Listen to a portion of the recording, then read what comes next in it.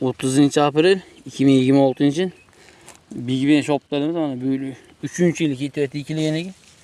Bunga mana suvni ko'paychiligini hisobiga onda yangi shoxlarni chiqarib yuborgan tagidan narik shox bu. Mana quvvatli oladi.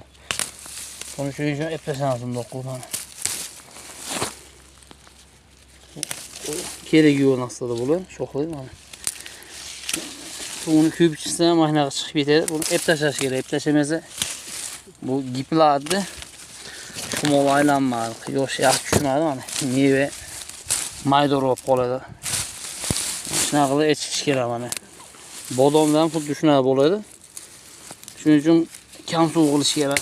Suvdan qantarsa mana shox chiqarmaydi. Mana shoplarimiz. Bu 2-yil meva qilishi, juda zo'r mevalar. Buni ishonchli ko'chatdan bor.